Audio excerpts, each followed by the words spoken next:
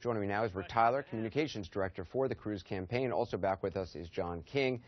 Rick, I want to start with you. Donald Trump now released details of his own event tomorrow night. His campaign says it's going to benefit veterans groups, basically setting it in stone that he will not be at the debate. Your reaction tonight? Well, I find it a little ironic that he would exploit veterans to avoid a debate. And he doesn't want to get in a debate, and he's decided to cut and run from the debate.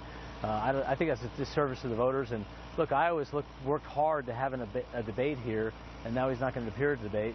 And so I think he's going to pay the price for it. When you say pay the price, do you see your candidate going after him for not being there tomorrow night? Do you think that's going to be a topic among many of the candidates, but particularly among your candidate? Well, it's not just a topic for Ted Cruz. It's a topic among Iowa voters and voters all across the country who want to see candidates side by side so they can discern who is the best to be the president of the United States. This isn't about ratings. This isn't about how much money news networks make. This is about a debate so people can decide who's going to be the commander-in-chief. And so, you know, he talks about he didn't get a good deal or he's not being treated fairly. I think it's very unbecoming of a presidential candidate, and I think people can see that. John, I know you want to ask Rick a question as well. Go ahead. Yeah, Rick, I'm just wondering, now that Donald Trump has denied you the opportunity, for Senator Cruz the opportunity, to turn and question him about some of his past views, I'm wondering if now if you're starting to regret letting the faux bromance go on too long. It was only a couple of weeks ago. Until then, Senator Cruz was saying, I like Donald Trump, I'm not going to attack Donald Trump. But I was just out there in Iowa, and you have a great organization, but a lot of evangelicals who you're counting on for their votes, a lot of them support Donald Trump. Your advertising now says, hey, wait a minute, why are you doing that? He used to say, I'm for abortion rights, and I'm for other things that most conservatives find objectionable. Do you wish maybe you had made that case directly to him sooner? You know, John, I know you've covered this for a long time, but campaigns take a process, and you have to go through the process.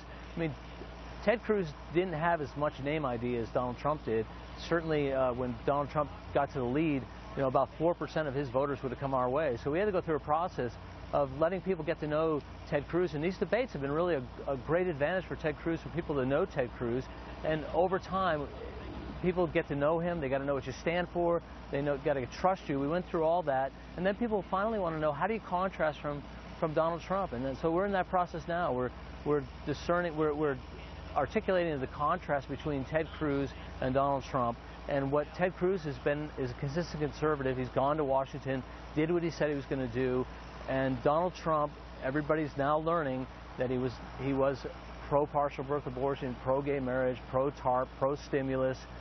Donald Trump has a horrific record for someone who wants to win the Republican nomination. He could have probably won the Democratic nomination, but now people are discovering that he has never been one of us. He's certainly not a movement conservative, and he's barely could qualify as a Republican. Rick, I know your candidate just talked about this on the stage. I just want to play that for our viewers. Apparently, Mr. Trump considers Megyn Kelly very, very scary. And you know, Donald is a fragile soul. I mean, she might ask a mean question, and who knows what could happen. I mean, his hair could stand on end. And imagine someone called you and said, you know what, I'd like that job, but I ain't showing up for the interview. What would you say? You're fired. And I'm going to propose a venue, Western Iowa Tech, Saturday night in Sioux City. We already have it reserved.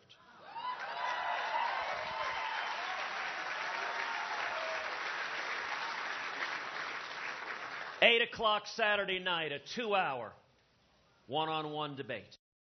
Rick, I mean, do you cut Trump any slack? I mean, Fox News put out this statement. You know, he says Fox News put out this statement ridiculing me. That's not why I'm participating. Do you believe that Fox News is a fair arbiter in this debate?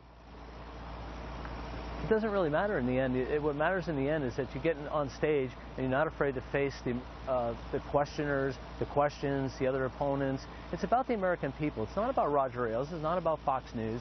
It's not about any of that. It's about running for the most important job in the United States of America, and America is a leader of the free world. It's about who do you trust to be the commander-in-chief? Who do you trust with the American future? Who do you trust with your children's future and their prosperity? And to get into these arguments about, oh, I wasn't treated right and I don't like the debate, petty and small, and I just think it's unbecoming of a presidential candidate. And you saw Ted Cruz, use a lot of humor there, and I appreciated that because, he's making a point by making humor, so by making a little joke about it. But he's right. He gets right to the point. What is he afraid of? Rick Tyler, appreciate you being on. John King.